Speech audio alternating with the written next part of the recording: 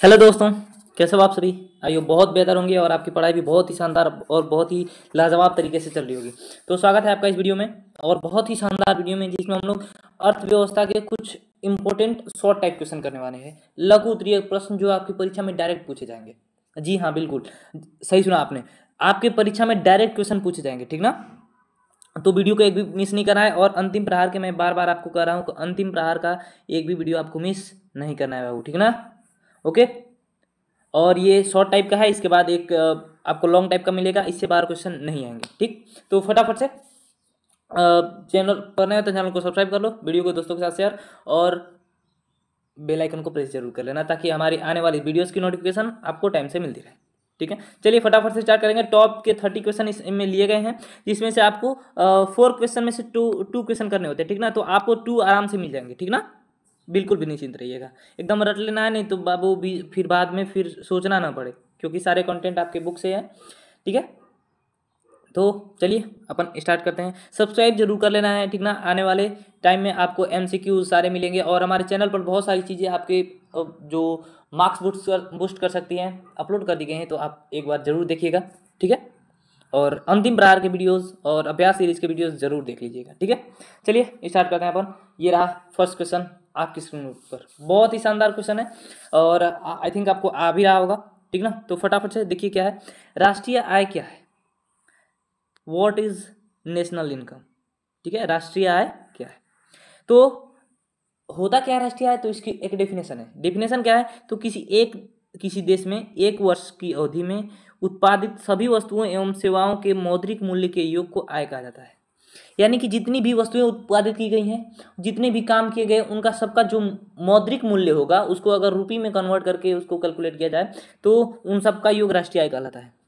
जिस देश का राष्ट्रीय आय अधिक होता है वह देश विकसित कहलाता है, जैसे कि अमेरिका, रूस, ठीक है।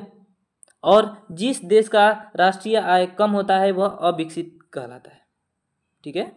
अविकसित या फिर विकासशील कहलाता है, ठीक है। जैसे कि अपना भारत है, अविकसित बोल सकते हो, लेकिन विकासशील यहाँ पर सही रहेगा, विकासशील। अच्छा चलो ठीक है, कोई नहीं, ठीक है। तो यही था, छोटा सा क्वेश्चन है, 2 मार्क्स आपको मिल जाएंगे, आराम से 2 मार्क्स मिल जाएंगे, ठीक ना। ये पहला क्वेश्चन था अपन का, ठीक है। चलो नेक्स्ट क्वेश्चन बाबू, बहुत ही शानदार क्वेश्चन है। अभी ये पिछले ही साल पूछा गया है। व्यावसायिक बैंक के मुख्य कार्य क्या को लिखे। व्यावसायिक बैंक क्या होते हैं, जो कोई बिजनेसमैन है तो उसको ऋण देना, उसको सलाह देना, ठीक है ना। तो ये सारे काम करते हैं व्यावसायिक बैंक। तो दिया क्या है, जमा राशि को स्वीकार करना, ऋण प्रदान करना, बिजनेसमैन को हमने आपको बताया, सामान्य आयोगित संबंधी कार्य और एजेंसी संबंधी कार्य, ये 4 काम है व्यावसायिक बैंक के, ठीक ना। चलिए तो आई थिंक बात क्लियर हो गई। व्यावसायिक बैंक या फिर वाणिज्यिक बैंक भी इसे बोलते हैं, ठीक ना। वाणिज्यिक बैंक, दोनों बात सेम ही है, ओके। चलो नेक्स्ट क्वेश्चन पर चलते हैं। थर्ड नंबर क्वेश्चन ये रहा आपके सामने। थर्ड नंबर क्वेश्चन थोड़ा सा ये ब्लर हो गया बाबू, ठीक ना, लेकिन समझिएगा, फिर आगे वाले क्वेश्चन सच्चे हैं, ओके। आधारिक संरचना पर प्रकाश डाले। आधारिक संरचना क्या होती है, इंफ्रास्ट्रक्चर की बहुत बात आपने सुनी होगी। इंफ्रास्ट्रक्चर आखिर होता क्या है, मतलब नींव, ठीक है। घर के लिए नींव चाहिए होती है, आपके जीवन के विकास के लिए नींव चाहिए होती है, एक अच्छे व्यक्तित्व के लिए नींव चाहिए होती है, वैसे देश के विकास के लिए भी नींव की आवश्यकता होती है, ठीक ना। तो आधारिक संरचना क्या है, तो आधारिक संरचना मतलब उन सुविधाएं तथा सेवाओं से है जो देश के आर्थिक विकास के लिए सहायक होते हैं। यानी कि देश के विकास में जो भी चीज़ें सहायक है, जैसे बिजनेस हो गया, ठीक है, कृषि हो गया, ये सारी चीज़ें बहुत आवश्यक है। और स्कूल, बैंक, ये सारी चीज़ें, यातायात, ये सारी चीज़ें देश के विकास के लिए उपयोगी है। सभी तत्व में क्या आते हैं, तो जैसे बिजली, परिवहन, संचार, बैंकिंग, स्कूल, कॉलेज, अस्पताल आदि देश के आर्थिक विकास के आधार है। उन्हें देश का आधारिक संरचना या आधारभूत ढांचा कहा जाता है। याद रखिए बाबू, आधारिक संरचना, आधारभूत ढांचा दोनों एक ही बात है, ठीक ना। आधारभूत ढांचा, ठीक है, इससे बाहर नहीं आएगा बाबू, एकदम एकदम आपको निश्चिंत रहना है, ठीक है। चलो तो समझ में आ गई होगी बात। तो जो देश के विकास में सहायक है वही क्या है, आधारभूत ढांचा कहलाता है। किसी देश के आर्थिक विकास में आधार संरचना का महत्वपूर्ण स्थान होता है, यानी कि जब तक नींव मजबूत नहीं रहेगी तो तब तक बिल्डिंग ऊपर नहीं जाएगी, ठीक ना। तो जिस देश का आधारभूत ढांचा जितना अधिक विकसित होगा वह देश उतना ही अधिक विकसित होगा, ठीक है। इसीलिए इंफ्रास्ट्रक्चर की, भारत के इंफ्रास्ट्रक्चर की बात होती है, और आज भी स्कूल का, इसमें स्कूल बहुत वीक है, और खास करके बिहार का जो स्कूलिंग सिस्टम है वो बाबू बहुत बहुत बहुत वीक है। अब क्या हम आपको बताएं, ठीक है। चलिए, तो आई थिंक बात आपको समझ में आ गई होगी आधारभूत संरचना होता क्या है। ठीक, चलो next question, 4th number question आपके स्क्रीन पर है। आर्थिक नियोजन क्या है? तो आर्थिक नियोजन का अर्थ एक समयबद्ध कार्यक्रम के अंतर्गत पूर्व निर्धारित सामाजिक एवं आर्थिक उद्देश्यों की प्राप्ति के लिए अर्थव्यवस्था में उपलब्ध संसाधनों का नियोजित समन्वय एवं उपयोग करना। देखो, यानी कि जो भी हमारी अर्थव्यवस्था में जो भी साधन है, ठीक ना, तो उनका अच्छे ढंग से उपयोग करना, यानी कि पहले से वो निर्धारित है क्या है, कितने हैं, ठीक ना, तो उनको अच्छे से उपयोग करना, सही काम के लिए उपयोग करना, ठीक ना, यही आर्थिक नियोजन कहलाता है, ठीक ना। तो आर्थिक नियोजन का अर्थ एक समयबद्ध कार्यक्रम से पूर्व निर्धारित सामाजिक एवं आर्थिक उद्देश्यों की प्राप्ति के लिए अर्थव्यवस्था में उपलब्ध संसाधनों का नियोजित समन्वय एवं उपयोग करना, यानी कि ढंग से सबका कोई एक सिस्टम होना चाहिए, बात यही है, ठीक है। चलो, आर्थिक नियोजन को योजना आयोग ने इस प्रकार परिभाषित किया है कि योजना आयोग ने आर्थिक नियोजन को क्या बोला है? तो आर्थिक नियोजन का अर्थ राष्ट्र की प्राथमिकताओं के अनुसार देश के संसाधनों का विभिन्न विकासात्मक क्रिया में प्रयोग करना है। यानी कि योजना आयोग बोलता है कि आर्थिक नियोजन का अर्थ है कि राष्ट्र की प्राथमिकताओं के अनुसार देश के संसाधनों का विकासात्मक प्रयोग, ठीक ना, यानी कि देश के संसाधनों का राष्ट्र के विकास में प्रयोग होता है, अच्छे से सुचारू ढंग से प्रयोग होता है, वही आर्थिक नियोजन कहलाता है, ठीक है। तो इतना ही आपको 2 नंबर मिल जाएंगे। ओके, चलो नेक्स्ट क्वेश्चन बाबू, 5th नंबर क्वेश्चन है। ओके, सॉरी, ये तो रिपीट हो गया, चलिए बाबू ये रिपीट हो गया है। Next question, 5th number question, देखो बहुत इंपॉर्टेंट क्वेश्चन है, बार बार रिपीट होने वाला क्वेश्चन है, और आपको क्वेश्चन ये पता होना चाहिए, ठीक है। ये ऐसा क्वेश्चन है, आपको पता जरूर होना चाहिए, ठीक। तो है क्या बाबू? तो अर्थव्यवस्था किसे कहते हैं? अर्थव्यवस्था होती क्या है, ठीक ना। घर की अर्थव्यवस्था होती है, राज्य की अर्थव्यवस्था होती है, देश की अर्थव्यवस्था होती है, ठीक है। सबकी जो टोटल इनकम होती है ना, वही अर्थव्यवस्था है।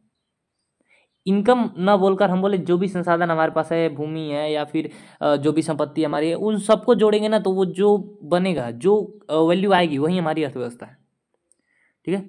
तो अर्थव्यवस्था एक ऐसा ढांचा या तंत्र है जिसके अंतर्गत विभिन्न प्रकार की आर्थिक क्रियाएं संपादित की जाती हैं, जैसे कृषि, व्यापार, बैंकिंग, बीमा, परिवहन, संचार आदि दूसरी और लोगों को रोजगार के अवसर प्रदान करती है, क्योंकि ताकि वे अपना आवश्यकताओं की संतुष्टि हेतु देश में उत्पादित वस्तुओं एवं सेवाओं का क्रय कर सके, ठीक ना। तो अर्थव्यवस्था एक ढांचा है, एक तंत्र है, जिसमें बहुत सारी आर्थिक क्रियाएं की जाती हैं, पैसे कमाने के लिए क्रियाएं की जाती हैं, जैसे कृषि, व्यापार, बैंकिंग, भूमि, बीमा, परिवहन, संचार, और दूसरों को रोजगार के अवसर प्रदान करती है, ताकि वो लोग भी क्या करें कि वस्तुओं का क्रय विक्रय कर सके, वस्तुओं और सेवाओं का क्रय विक्रय कर सके, ठीक है। तो ये थी आपकी अर्थव्यवस्था, ठीक ना। अर्थव्यवस्था को 3 भागों में बांटा गया, ठीक ना, 3 भागों में बांटा गया। पूंजीवादी, याद रखिएगा, ठीक ना, एमसीक्यू में पूछा जाता है, पूंजीवादी, समाजवादी और मिश्रित अर्थव्यवस्था, ठीक है। तो मिश्रित अर्थव्यवस्था का डेफिनेशन है, हम पूंजीवादी और समाजवादी का भी डेफिनेशन आपको ऐसे ही बता देंगे, ठीक है। मिश्रित अर्थव्यवस्था क्या बाबू? देखो, लास्ट के टाइम है, एकदम आग लगा देना है बाबू, ठीक ना, एकदम नो कॉम्प्रोमाइज भाई, 10 दिन पढ़ो ना, उसके बाद एग्जाम दो, फिर सो यार, क्या करना है, सामने वाले को बोलने का अवसर नहीं देना है बाबू, समय है अभी भी उठ जाओ, 15 दिन बहुत समय होते हैं, अभी भी फोड़ सकते हो, आग लगा सकते हो 15 दिनों में। ओके, चलो, मिश्रित अर्थव्यवस्था क्या है? तो मिश्रित अर्थव्यवस्था ऐसी अर्थव्यवस्था है जिसमें पूंजीवादी तथा समाजवादी अर्थव्यवस्था का मिश्रण होता है। मिश्रित अर्थव्यवस्था वह अर्थव्यवस्था है जहां उत्पादन के साधनों का स्वामित्व सरकार तथा निजी व्यक्तियों के पास होता है। यह अर्थव्यवस्था पूंजीवादी एवं समाजवाद के बीच का रास्ता होता है, और इसका सबसे अच्छा उदाहरण है भूमि। भूमि पर क्या सोचते हो, तुम्हारा अधिकार है क्या है? ना बाबू ना, तुम्हारा तो है ही है, वो सरकार का भी उस पर अधिकार है, जब चाहे सरकार तब आपसे ले सकती है, तो उस पर दोनों का अधिकार हुआ ना, है? निजी भी हुआ और सरकार का भी हुआ, तो उसे ही मिश्रित अर्थव्यवस्था कहते हैं, ठीक है। चलो, तो मिश्रित अर्थव्यवस्था पूंजीवादी और समाजवादी दोनों का मिश्रण होता है। अच्छा, पूंजीवादी और समाजवादी क्या होता है? तो पूंजीवादी का मतलब होता है बाबू कि किसी एक व्यक्ति के हाथ में हो, एक व्यक्ति के हाथ में हो, ठीक है, जैसे व्यक्तिगत संपत्तियां, ठीक। समाजवादी मतलब पूरे समाज का हो, जो भी संपत्ति है, जो भी संसाधन है, वो पूरे समाज के हो, ठीक है, और मिश्रित मतलब दोनों का। ठीक है, चलिए नेक्स्ट क्वेश्चन बाबू चला जाए। मुद्रा की परिभाषा 7 नंबर क्वेश्चन है। मुद्रा की परिभाषा दें, इंपॉर्टेंट क्वेश्चन है, पूछा जाता है। और आपको बाबू ऐसे ही क्वेश्चन पूछे जाएंगे, किसे कहते हैं, इनकी परिभाषा दें, कौन क्या कहता है, बस इसी तरह के क्वेश्चन आपको पूछे जाते हैं। ज़्यादा कुछ लाम लेना नहीं है, दिमाग ज़्यादा लगाना ही नहीं अर्थव्यवस्था में, बहुत आसान आसान क्वेश्चन है। ठीक है, आपको कॉमन अंडरस्टैंडिंग के साथ आंसर देना है। ठीक है, तो साधारण बोलचाल की भाषा में मुद्रा का अर्थ है धातु के बने सिक्कों से समझा जाता है। मतलब मुद्रा मतलब समझते हैं कि हाँ धातु की कोई सिक्का है। ठीक है, मुद्रा शब्द का प्रयोग मुहर या चिन्ह के अर्थ में भी किया जाता है। यही कारण है कि जिस वस्तु पर सरकारी चिन्ह या मुहर लगाई जाती थी उसे मुद्रा कहा जाता था। ठीक है, अर्थव्यवस्था में मुद्रा के अनेक परिभाषाएं दी गई हैं। कुछ परिभाषाएं संकुचित हैं तो कुछ विस्तृत तथा कुछ परिभाषाएं अन्य बातों पर आधारित होती हैं। ठीक है, आप इतना न लिख के, ठीक ना, आप इतना ऊपर का न लिखकर नीचे वाला आप यहाँ से भी लिख सकते हो। प्रो हॉटलेविट्स के अनुसार, प्रोफेसर हॉटलेविट्स ने क्या कहा था, मुद्रा वह है जो मुद्रा का कार्य करती है। कितना आसान सा, एकदम साधारण सा डेफिनेशन है। मुद्रा वह है जो मुद्रा का कार्य करती है, किसने कहा था, प्रोफेसर हॉटलेविट्स ने। देखिएगा, ये याद रखिएगा क्योंकि वन लीनियर क्वेश्चन में भी आते हैं। कोलबर्न का कहना है कि मुद्रा वह है जो मूल्य का मापक और भुगतान का साधन है। कोलबर्न ने क्या कहा था, मुद्रा वह है जो मूल्य का मापक तथा भुगतान का साधन है। और नैप के अनुसार कोई भी वस्तु जो राज्य द्वारा मुद्रा घोषित की जाती है उसे मुद्रा कहते हैं। ठीक है, तो आप इन 3 प्रोफेसर में से 2 प्रोफेसर का डेफिनेशन लिख दोगे तो भी चल जाएगा। तो प्रो हॉटलेविट्स ने क्या कहा था, मुद्रा वह है जो मुद्रा का कार्य करती है। और कोलबर्न ने कहा था कि मुद्रा वह है जो मूल्य का मापक तथा भुगतान का साधन है। यानी कि किसी को मुद्रा में मापते हैं ना, मतलब अभी नोट चलने लगा। ठीक है, लेकिन सिक्कों में ही मापा जाता, सिक्कों में भी तो माप सकते हो। 5 लाख की कोई 5 लाख कोई वस्तु है तो 5 लाख सिक्का नहीं हो सकता है? हो सकता है, बिल्कुल हो सकता है। ठीक है, और भुगतान का साधन है कि मान लो अभी अभी जाओगे कि बिस्कुट खरीदने, ठीक है ना, बिस्किट नमकीन और अब वो कुरकुरा जो मिल रहा है, ठीक ना, वो खरीदने जाओगे तो 5 रुपये दोगे ना। तो भुगतान का भी साधन है। ठीक है, चलो तो आगे बढ़ते हैं। ऊपर वाला आप यहाँ से ऐसे इसको हटा भी सकते हैं, कोई दिक्कत नहीं है, कोई दिक्कत नहीं है बाबू, एकदम बिल्कुल नहीं, टेंशन लेना ही नहीं है। हम बोल दिए टेंशन लेना ही नहीं है। चलिए नेक्स्ट क्वेश्चन, 8 नंबर क्वेश्चन, साख क्या है? ठीक है, साख का अर्थ विश्वास या भरोसा होता है। याद रखिएगा, ये एमसीक्यू में भी पूछा जाएगा, बहुत इंपॉर्टेंट है, रिपीटेड क्वेश्चन है। साख विश्वास या भरोसा होता है, विश्वास या भरोसा। जिस व्यक्ति पर जितना अधिक विश्वास या भरोसा किया जाता है उसकी साख उतनी ही अधिक होती है। अर्थशास्त्र में साख का मतलब ऋण लौटाने या भुगतान करने की क्षमता में विश्वास से होता है। साख का अर्थ होता है ना कि आपको कितना विश्वास है कि वो हमारा ऋण वापस कर सकता है, यही होता है साख। यदि हम कहें कि अरुण की साख बाजार में अधिक है तो इसका मतलब है कि उसकी ऋण लौटाने की शक्ति में लोगों को अधिक विश्वास है, यानी कि उस बहुत ज़्यादा लोगों को विश्वास है। इसी विश्वास के आधार पर एक व्यक्ति या संस्था दूसरे व्यक्ति या संस्था को उधार देती है। प्रोफेसर जेड के अनुसार साख एक ऐसा विनिमय कार्य है जो एक निश्चित अवधि के बाद भुगतान करने के बाद पूरा हो जाता है। ठीक है, यानी कि जैसे कि आपने किसी से ऋण लिया तो आप निश्चित अवधि के बाद दे देंगे तो वो साख आपका बढ़ता जाएगा। ठीक ना, ओके। चलो, वही क्रेडिट स्कोर होता है, जैसे कि क्रेडिट कार्ड मिलते हैं ना तो क्रेडिट स्कोर होता है, वैसा ही कुछ है। ठीक है, कितना आप पर विश्वास कर रही है संस्था, कंपनी कितना भरोसा कर रही है, वही साख होता है। ओके, तो साख का अर्थ क्या है, विश्वास या भरोसा। जो व्यक्ति जिस व्यक्ति पर जितना अधिक भरोसा रखेगा उस व्यक्ति का उतना ही अधिक साख होगा। ठीक है, चलो नेक्स्ट क्वेश्चन बाबू, 9 नंबर क्वेश्चन, आय का गरीबी के साथ क्या संबंध है? तो सिंपल सा संबंध है, एकदम एकदम एकदम सटीक। जिसकी आय अधिक वो धनी, वह गरीब नहीं होगा। ठीक है, और जिसकी आय कम वह गरीब। काम खत्म, बस इतना ही है। चलिए देखते हैं है क्या आखिर। 9 नंबर क्वेश्चन, गरीबी का प्रति व्यक्ति आय पर प्रभाव पड़ता है। गरीबी के कारण बचत का स्तर निम्न होता है। अरे भाई, पैसे रहेंगे तब तो बचाओगे, पैसा आइए नहीं तो बचाओगे क्या कपार है? कम बचत के कारण पूंजी निर्माण दर कम होती है, जिससे विनियोग भी कम होता है। ठीक है, जिसका परिणाम स्वरूप प्रति व्यक्ति आय पुनः निम्न स्तर तक कायम रहती है। ठीक है, तो बचत नहीं होगी तो कहाँ कोई भाई पूंजी निर्माण, देखो पैसे बनाने के लिए भी पैसे लगते हैं, याद रखिएगा, ठीक ना। आपके पास पैसे हैं तभी आप पैसे बना सकते हो, आप उसका कहीं उपयोग कर सकते हो, और नहीं होगा तो फिर आपकी आय नहीं बढ़ेगी, फिर आप वहीं के वहीं रह जाओगे, ठीक है। चलो, यही था आएगा गरीबी के साथ संबंध। नेक्स्ट 10 नंबर क्वेश्चन, बहुत आसान क्वेश्चन है, जल्दी से निपटा लेंगे इस क्वेश्चन को, ठीक ना। प्रति व्यक्ति आय क्या है? तो सिंपल सा, कुछ नहीं करना है, ये एक फॉर्मूला देखो। हाँ, याद रखना बाबू, आगे अगर आप इकोनॉमी से पढ़ते हैं तो अर्थशास्त्र बहुत ही, मतलब ये सारी जो कंपनियां होती है ना, ये अर्थशास्त्रियों को हायर करती है जो डाटा देखे, डाटा कैलकुलेशन कर रहे, ठीक है। तो प्रति व्यक्ति की आय क्या है? तो राष्ट्रीय आय को राष्ट्र की कुल जनसंख्या से भाग देने पर जो भागफल प्राप्त होता है उसे प्रति व्यक्ति आय कहते हैं। वही है डेफिनेशन, बस सिंपल। राष्ट्रीय आय को राष्ट्र की कुल जनसंख्या से भाग देने पर जो भागफल प्राप्त होता है उसे प्रति व्यक्ति आय कहते हैं, और इसे इस फॉर्मूले से लिख सकते हैं, ठीक है।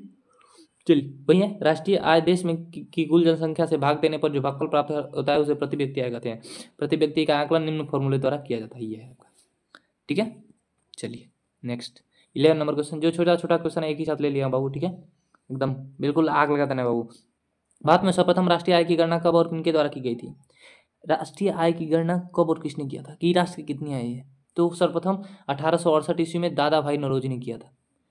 किसने किया था? दादा भाई नौरोजी ने। कब? 1868 ईस्वी में। MCQ है और 100 टाइप क्वेश्चन में भी आ जाता है, तो बिल्कुल ध्यान रखिएगा, ठीक है।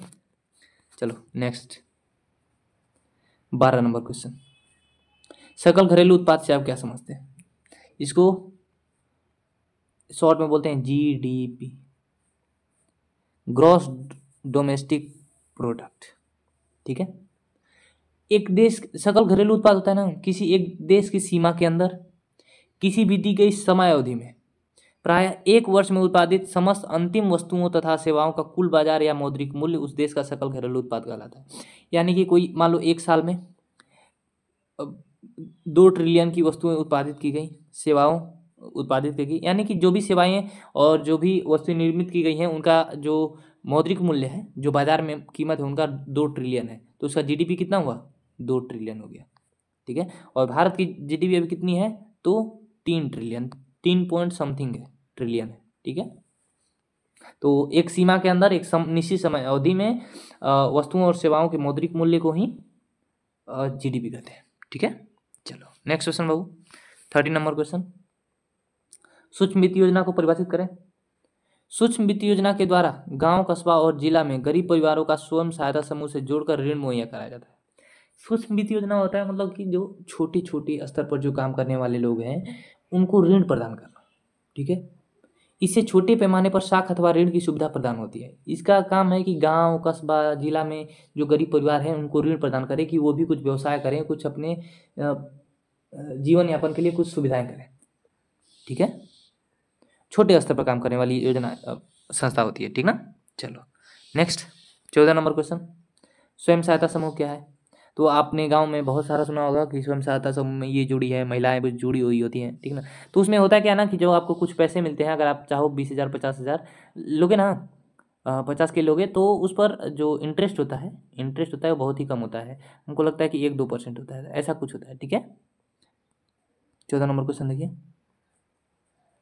ठीक। तो स्वयं सहायता समूह वास्तव में ग्रामीण क्षेत्र में 15 से 20 व्यक्तियों, खासकर महिलाओं का एक अनौपचारिक समूह होता है जो अपनी बचत तथा बैंकों से लघु ऋण लेकर अपने सदस्यों की पारिवारिक जरूरतों को पूरा करता है और विकास गतिविधियां चलाकर गांव के विकास और पहला नहीं है भाई, महिला सशक्तिकरण में योगदान करता है। यानी महिलाएं सशक्त होती हैं, उनके पास भी कुछ आय के स्रोत होते हैं, तो भाई हाँ भाई, सिंपल सी बात है, आय के स्रोत होंगे तो आप सशक्त होंगे, आप समझदार होंगे, ठीक है। तो यही बात है, ठीक। तो ये 15 से 20 व्यक्तियों का और खासकर महिलाओं का एक समूह होता है जिन्हें बैंक तथा जो अपनी बचत से बैंकों से लघु ऋण लेते हैं और जिसका प्रयोग वो अपने परिवार के जीवन यापन में करते हैं, अपनी सुविधाओं की पूर्ति के लिए करते हैं, कम इंटरेस्ट पर मिलता है, ठीक है। औपचारिक नहीं होता है, अनौपचारिक ही होता है, सारी महिलाएं एक साथ जुड़कर ही करती हैं, ठीक है। चलिए, सेल्फ हेल्प ग्रुप इसका नाम है, आपने गाँव में बहुत बार सुना होगा, ठीक। चलो नेक्स्ट क्वेश्चन, 15 नंबर क्वेश्चन, सहकारिता से आप क्या समझते हैं? तो ये बहुत लंबा चौड़ा हो जाएगा, ठीक है। तो इसमें क्या किया जाए, एक बार इसको समझ लिया जाए, उसके बाद हम बताते हैं, ठीक है। तो सहकारिता का अर्थ है एक साथ मिलजुल कर कार्य करना, मतलब अब स मतलब साथ, कायरिता मतलब ऐसा अगर वर्ड से निकालो तो सहकारिता मतलब एक साथ मिलजुल कर कार्य करना। लेकिन अर्थशास्त्र में इस शब्द का प्रयोग अधिक व्यापक अर्थ में किया जाता है। अर्थशास्त्र में सहकारिता का मतलब इतना ही नहीं होता है, बहुत कुछ होता है। क्या होता है नीचे बताया गया। सहकारिता वह संगठन है जिसके द्वारा दो या दो से अधिक व्यक्ति स्वेच्छापूर्वक मिलजुल कर समान स्तर पर आर्थिक हितों की वृद्धि करते हैं।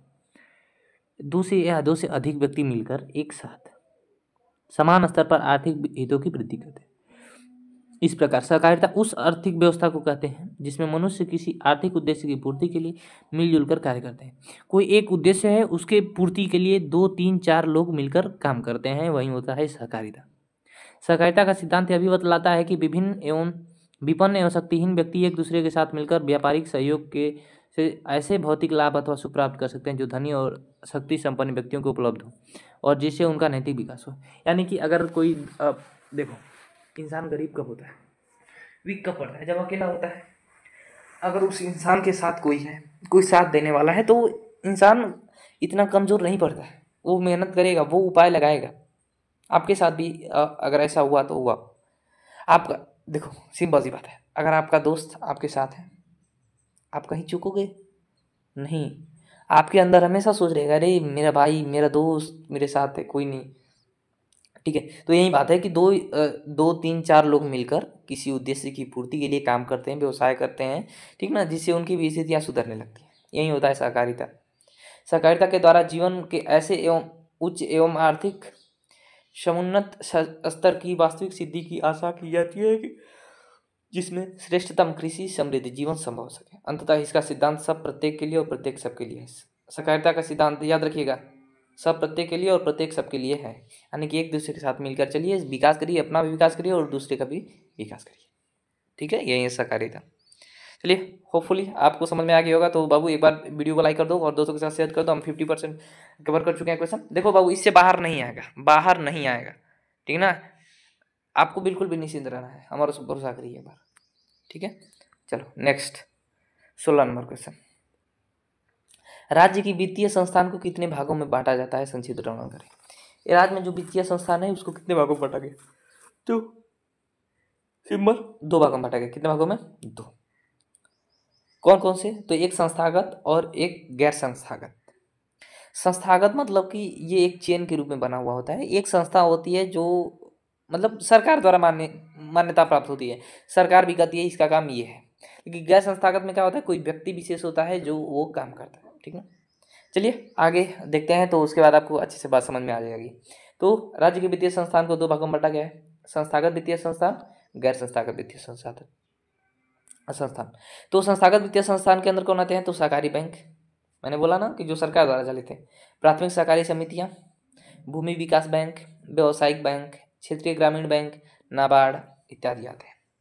लेकिन गैर संस्थागत में कौन आता है, तो महाजन, सेठ साहूकार, किसान, रिश्तेदार आदि आते हैं, जो ग्रामीण क्षेत्रों में ऋण के सहज स्रोत हैं।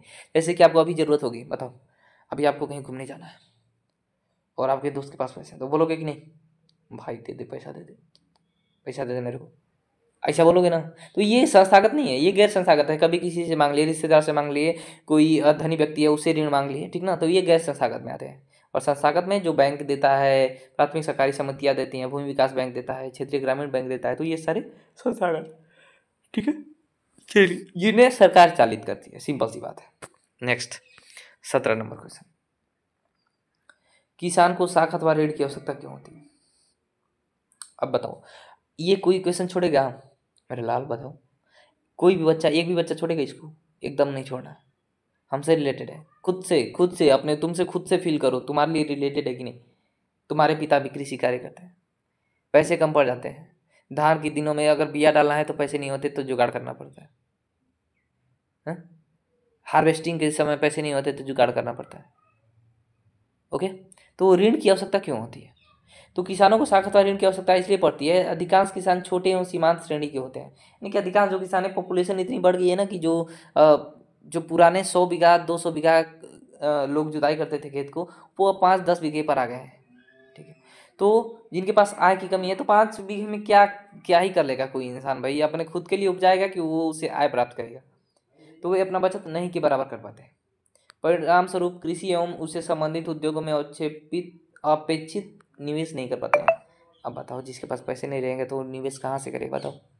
वो अपने खाने भर उपजा पाया, फिर नेक्स्ट टाइम उसको लगाना है, कहाँ से लगाएगा। तो इसीलिए किसान को ऋण की आवश्यकता होती है। इसके लिए उन्हें वित्तीय संस्थान द्वारा प्राप्त साख अथवा ऋण की आवश्यकता पड़ती है। ठीक है। और उसको सिंचाई, जुताई, बीज डालना, इन सब के लिए पैसे की आवश्यकता होती है और उनके पास उतनी आय के स्रोत हो नहीं पाते हैं। ठीक है, इसलिए किसानों को ऋण की आवश्यकता पड़ती है। ओके, चलो नेक्स्ट क्वेश्चन, 18 नंबर क्वेश्चन। वित्तीय संस्थान से आप क्या समझते हैं? वित्तीय संस्थान क्या है? अरे भाई सिंपल सी बात है, वित्त मतलब पैसा, सीधा सीधा पैसा का दसंगा पैसा, बस। वित्तीय संस्था मतलब पैसा। वित्तीय संस्थान मौद्रिक क्षेत्र में देश अथवा राज्य की ऐसी संस्थाओं को कहते हैं जो लोगों को आवश्यकता पूरा करने के लिए साख एवं मुद्रा संबंधी कार्यों का संपादन करती है। ठीक है, मतलब मुद्रा देती है, लेन देन करती है, ठीक ना, तो वो वित्तीय संस्थान होते हैं। वित्तीय संस्थान के द्वारा कृषि, उद्योग, व्यापार जैसे आर्थिक कार्यों के लिए मौद्रिक प्रबंधन किया जाता है। ये संस्थाएं समाज के आर्थिक विकास के लिए उनकी आवश्यकता के अनुरूप अल्पकालीन, मध्यकालीन और दीर्घकालीन साख अथवा ऋण की सुविधा प्रदान करती है। किसी भी आर्थिक एवं व्यावसायिक कार्य के संपादन के लिए रुपए की आवश्यकता होती है। सिंपल सी बात है, किसी भी उद्यमी के पास इतने अधिक आर्थिक साधन नहीं होते कि वे अपने बलबूते पर अपने व्यवसाय को चला सके। ऐसी परिस्थिति में वित्तीय संस्थानों के लिए की आवश्यकता एवं मांग के अनुरूप वित्तीय साधन उपलब्ध करा दिया। तो वित्तीय संस्थान क्या होते हैं? तो वित्तीय संस्थान होते हैं बाबू जो मौद्रिक प्रबंधन का कार्य करते हैं, जिसको आवश्यकता होती है उससे मुद्रा उपलब्ध कराते हैं। ठीक है, सिंपल सी बात है। ओके, सो ये लंबा चौड़ा है, पर इसको अच्छे से आप याद कर लीजिएगा, एकदम रट लेना है बाबू, ठीक ना, नहीं तो फिर पछताना पड़ेगा बाबू। तो अभी बाद में पछताने से अच्छा है अभी कर लें। ठीक है, चलो नेक्स्ट 19 नंबर क्वेश्चन। बाह्य स्रोत किसे कहते हैं? सिंपल सा है, छोटे छोटे अब आगे डिफिनेशन आएंगे, ठीक ना, तो आप बिल्कुल भी परेशान नहीं होना है, ज़्यादा लोड नहीं लेना है ना। अब कहिए लोड लोगे भाई, कहाँ बीत जाएगा तब लोड लोगे? लोड लेना है, बिल्कुल लेना है लोड। देखो, बाह्य कहते हैं जब बहुराष्ट्रीय कंपनियां या अन्य कंपनियां संबंधित नियमित सेवाएं स्वयं अपनी कंपनियों की बजाय किसी बाहरी विदेशी स्रोत या संस्था या समूह से प्राप्त करती हैं, तो उन्हें उसे बाह्य स्रोत कहा जाता है। कोई भी कंपनी है, विदेश की है चाहे भारत की है, अपने लिटरली लेते हैं तो विदेश की है या भारत की है, अगर वो माल भारत में जो उपस्थित वस्तुएं हैं उनका उपयोग न करके विदेश से वस्तुएं मंगाती हैं, तो उसे उस कंपनी को ही बाह्य स्रोत कहा जाता है।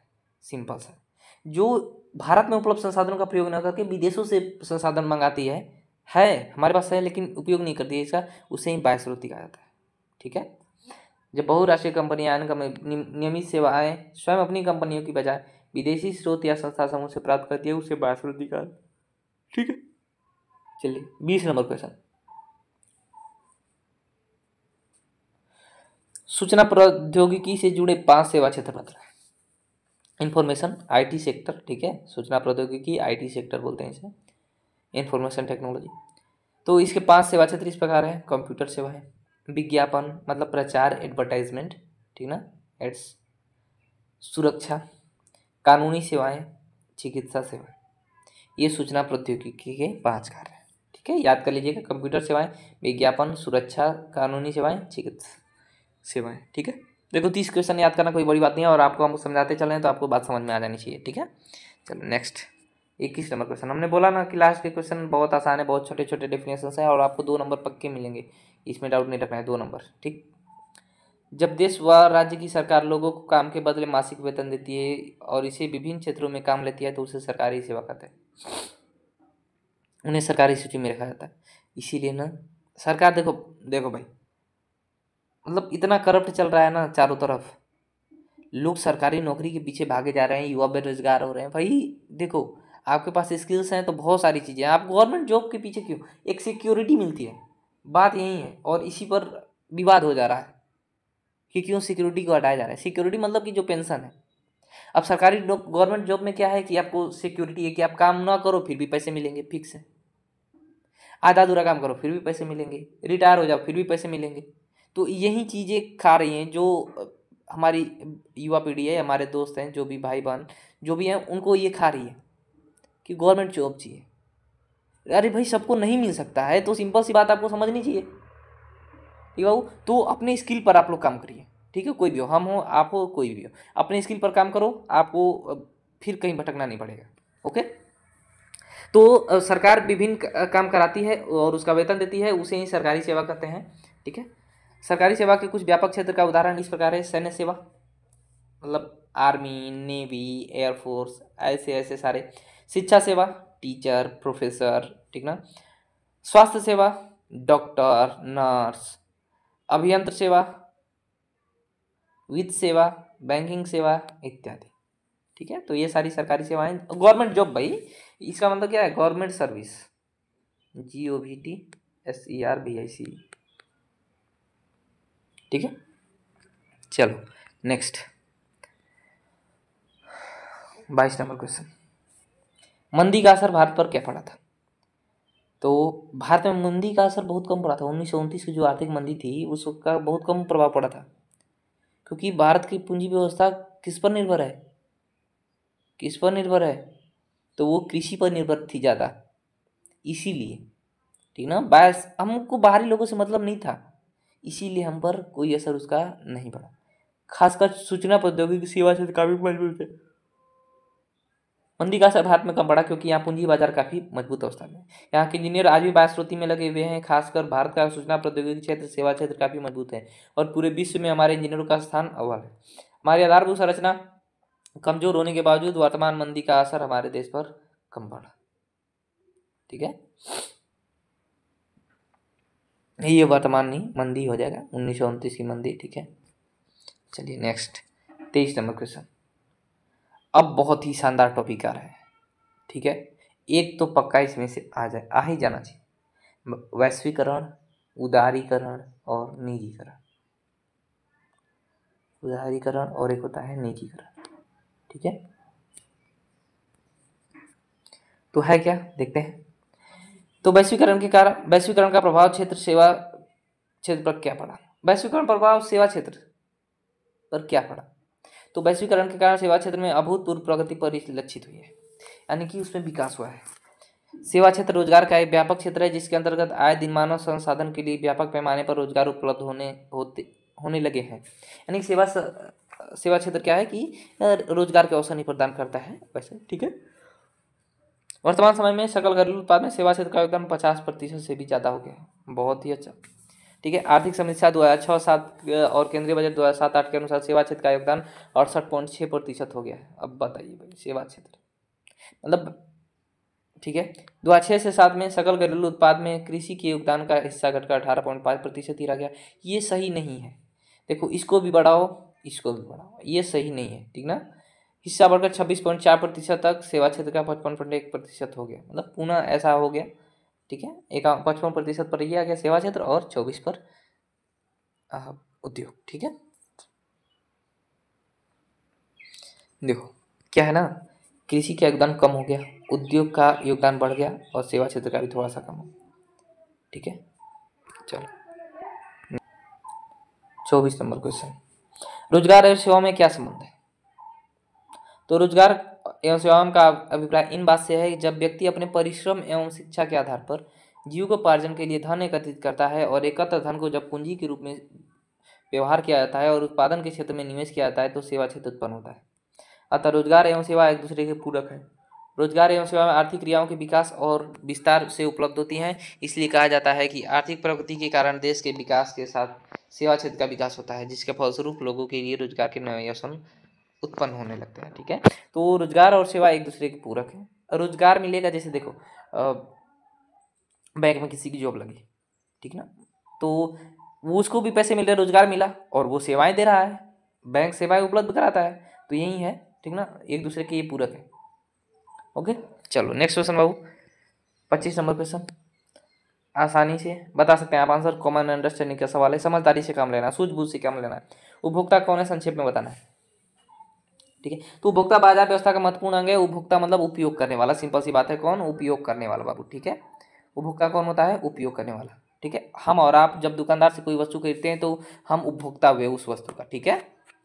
चलो, तो उपभोक्ता बाजार व्यवस्था का महत्वपूर्ण अंग है। व्यक्ति जब वस्तु एवं सेवाएं अपने प्रयोग के लिए खरीदता है तब वह उपभोक्ता कहलाता है। खरीदारी की अनुमति से ऐसी वस्तुओं और सेवाओं का प्रयोग करने वाला व्यक्ति भी उपभोक्ता है, ठीक है ना। तो महात्मा गांधी के शब्दों में उपभोक्ता हमारी दुकान में आने वाला सबसे महत्वपूर्ण व्यक्ति होता है और वह हम पर निर्भर नहीं, हम उस पर निर्भर हैं। तो जो दुकानदार होता है, तो आप लोग कहीं भी जाइए तो अगर आपको गलत कुछ मिल रहा हो तो आप उसके साथ बात करिए, क्योंकि वो हम पर निर्भर है, हम उस पर निर्भर नहीं है, हम कोई और ऑप्शन ढूंढ लेंगे, ठीक है। ओके, चलो, ये गांधी ने कहा था, ठीक है। चलो नेक्स्ट क्वेश्चन बाबू, 26 नंबर क्वेश्चन। उपभोक्ता जागरण हेतु विभिन्न नारों को लिखे। उपभोक्ता के जागरण के लिए यानी हमको सीख देने के लिए, देखो सबके पास सब कुछ नहीं होता है और सबका विकास उसी स्तर पर नहीं होता है। तो उसको जागरूक करने के लिए, जैसे कि आपको किसी वस्तु कोई आप खरीद रहे हो और 100 में से 99% आप बात कर रहे हैं कि कोई भी किसी वस्तु को देख कर नहीं लेता है, मतलब उतना अच्छे से उसके बारे में नहीं, एक केवल एक्सपायरी डेट देखता है इंसान, ठीक है। नॉर्मल इंसान एक एक्सपायरी देखता है, बस काम खत्म हो गया। तो ऐसा नहीं है, बहुत सारी चीज़ें देखनी पड़ती हैं और उसी के बारे में बोला है कि उपभोक्ता जागरण के लिए कुछ नारे हैं जो बताओ। तो जागो ग्राहक जागो, सतर्क उपभोक्ता ही सुरक्षित उपभोक्ता है, ग्राहक सावधान, अपने अधिकार को पहचानो, उपभोक्ता के रूप में अपने अधिकारों की रक्षा करें। ये नारे हैं, 5 नारे हैं, ठीक ना। कुछ नारे याद रखना चाहिए, 2-3 नारे लिख दोगे तो भी काम चल जाएगा। तो ये तो सबको याद हुआ, जागो ग्राहक जागो, अपने अधिकार को पहचानो, सतर्क उपभोक्ता है सुरक्षित उपभोक्ता है, ग्राहक सावधान, उपभोक्ता के रूप में अपने अधिकार की रक्षा करें, ठीक है। चलो नेक्स्ट 27 नंबर क्वेश्चन। किसी खाद्य पदार्थ वस्तु खरीदते समय कौन सी मुख्य बातें ध्यान रखने हैं। तो कोई वस्तु आप खरीद रहे हो तो क्या क्या बातें देखनी चाहिए, हमने वही बोला ना कि सारे लोग नहीं, केवल एक्सपायरी और एमएफजी देखते हैं, बस मैन्युफैक्चर और प्रोडक्शन एक्सपायरी देखते हैं। तो ऐसा नहीं करना है, बहुत सारी चीज़ देखनी होती है। देखिए क्या है, अवयवों की सूची, वजन का परिमाण, निर्माता का नाम और पता, निर्माण की तिथि, इस्तेमाल समाप्ति निर्देश से पहले इस्तेमाल की तिथि यानी कि एक्सपायरी, ठीक है। निरामिष सामिष चिन्ह, डाले गए रंग और खुशबू की घोषणा, पोषाहार का दावा, सम्मिलित पौष्टिक तत्वों की मात्राएं, स्वास्थ्य के प्रति हानिकारक चेतावनी और वैधानिक चेतावनी, तंबाकू शिशु के लिए हल्का विकल्प, ठीक है। ये सारी चीज़ें हैं, यानी वजन के बारे में जानो, फिर उसकी क्वालिटी क्या है, फिर उसका कब निर्माण हुआ है, कब उसका एक्सपायर होने वाला है, उसमें कितनी मात्रा में क्या मिलाया गया है, वो हमारे लिए नुकसानदेह है कि फायदेमंद है। तो ये सारी चीज़ आपको जानना, आपका उपभोक्ता का ध्यान देना चाहिए, ठीक है। चलो नेक्स्ट क्वेश्चन, 28 नंबर क्वेश्चन। ये क्या है बाबू, निजीकरण। हमने शुरू में बताया आपको कि वैश्वीकरण, निजीकरण, उदारीकरण, तीनों में से एक परिभाषा आपको मिल जाएगा, ठीक है। तो निजीकरण का अभिप्राय है कि निजी क्षेत्र या सार्वजनिक क्षेत्र के उद्यमों पर पूर्ण रूप से आंशिक रूप से स्वामित्व प्राप्त करना, उनका प्रबंधन करना। यानी कि निजीकरण यानी कि कोई भी संसाधन है, कोई भी चीज़ है, कोई भी वस्तु है, कोई भी खेत बाजार कुछ भी है, घर द्वार स्कूल कुछ भी है, उस पर किसी एक व्यक्ति का अधिकार हो गया तो निजीकरण हो गया, ठीक है। तो इसी निजीकरण के कारण देखो, जैसे रेलवे का हुआ प्राइवेटाइजेशन, लोग बोल रहे हैं निजीकरण, मतलब कि किसी एक व्यक्ति का हाथ में दे दिया गया जो उसको कंट्रोल करेगा, जो उसमें व्यवस्थाओं को निश्चित करेगा। तो वो बात है प्राइवेटाइजेशन की, ठीक है।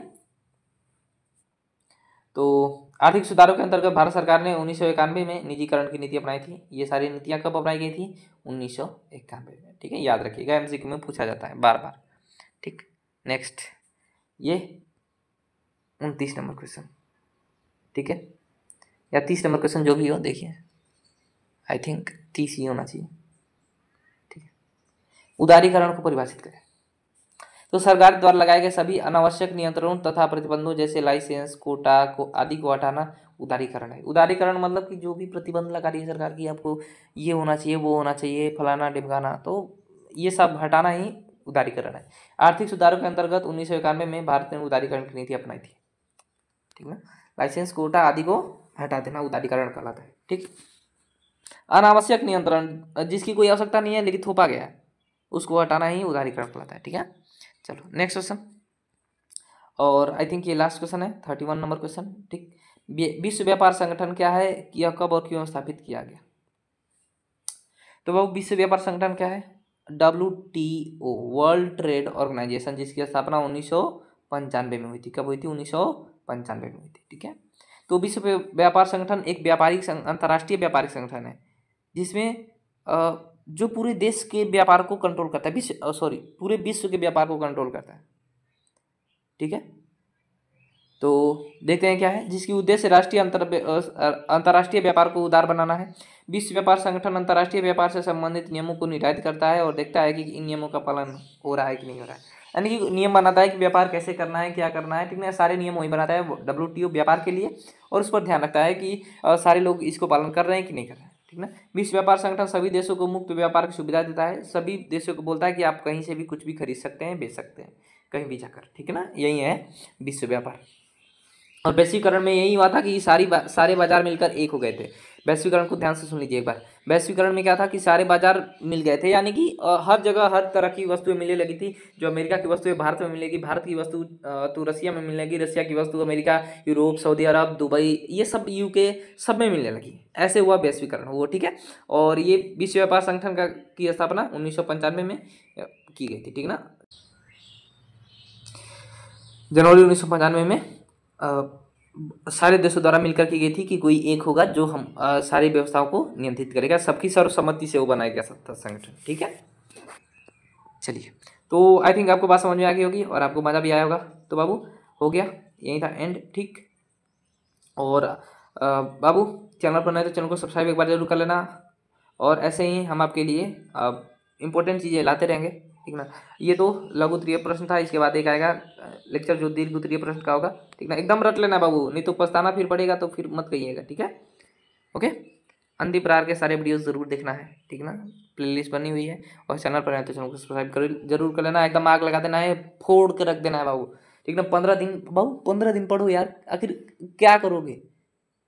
15 दिन नहीं पढ़ सकते हो तो क्या कर सकते हो यार, खुद को कोसो। 15 दिन तुम नहीं पढ़ पा रहे हो, टेंशन लो, क्योंकि अभी टेंशन लेने का वक्त है। अब नहीं लोगे तो कब लोगे। लेकिन उतना भी नहीं लेना है, लेकिन फिर भी लेना जरूर है। ओके, सो इसीलिए हम सोच में हैं कि आप लोग को क्या दे दिया जाए कि क्वेश्चन आपका लड़ जाए। Okay, so see you in the next video. एकदम निश्चिंत नहीं होना है, अपने काम पर ध्यान देना है, और एकदम रगड़ के पढ़ना है। Okay, so love you all, bye bye, see you in the next video.